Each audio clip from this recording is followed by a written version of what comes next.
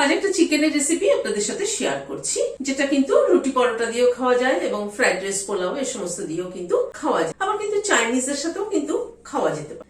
চলুন তাহলে দেখতে থাকি কি কি ব্যবহার করলাম।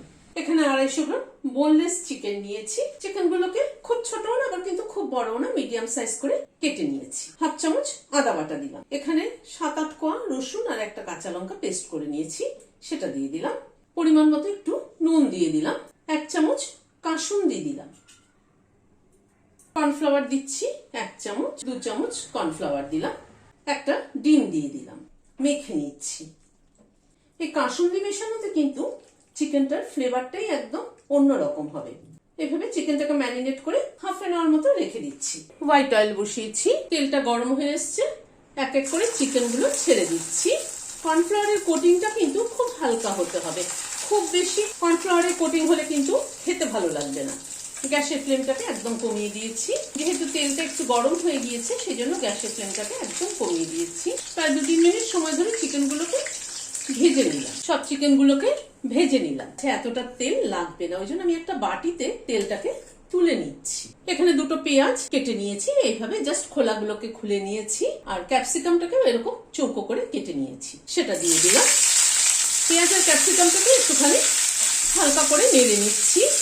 গ্যাসের ফ্লেমটাকে বাড়িয়ে দিয়ে পেঁয়াজ আর ক্যাপসিকামটাকে একটু নাড়াচাড়া করে নিচ্ছি।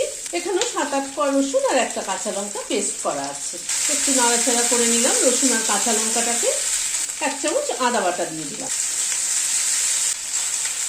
আদা রসুন কাঁচা লঙ্কাটাকে মিনিট খানিক জাস্ট একটু নাড়াচাড়া করে নিলাম। 1 চামচ গোলমরিচের গুঁড়ো দিয়ে দিলাম। গোলমরিচের গুঁড়োটা দিয়ে আর একটু নাড়াচাড়া করে নিচ্ছি। নুন দিয়ে দিলাম পরিমাণ মতো। এখানে টমেটো কেচাপ 4 টেবিল চামচ দিলাম। টমেটো কেচাপের পরিমাণটা একটুখানি বেশি হতে হবে। টমেটো কেচাপটা দিয়ে একটু নাড়াচাড়া করে নিচ্ছি। কাসুন্দি দিয়ে দিচ্ছি বড় 1 টেবিল চামচ। কাসুন্দিটাকে দিয়েও নাড়াচাড়া করে নিলাম। এই কাসুন্দি আর টমেটো কেচাপে কিন্তু চিকেনটা খেতে কিন্তু দারুণ লাগে। এবার চিকেনটাকে দিয়ে দিলাম, দিয়ে জাস্ট টমেটো কেচাপ আর কাসুন্দিটাকে কোট করে নিচ্ছি চিকেনের গায়ে। আমরা তো একঘেয়ে চিলি চিকেন খেয়ে থাকি, চিলি চিকেন না খেয়ে এইভাবে কিন্তু খেয়ে দেখবেন, মুখে স্বাদও বদলাবে, টেস্টও কিন্তু দারুণ হয়। কয়েকটা কাঁচা লঙ্কা কুচি ছড়িয়ে দিলাম, দিয়ে একটু মিশিয়ে দিচ্ছি। গ্যাসের ফ্লেমটাকে বন্ধ করে দিচ্ছি, দিয়ে সার্ভ করে দিচ্ছি। ভিডিওটি যদি ভালো লেগে থাকে তাহলে একটা লাইক এবং সাবস্ক্রাইব করার অনুরোধ রইল। আজ তাহলে এখানে শেষ করছি।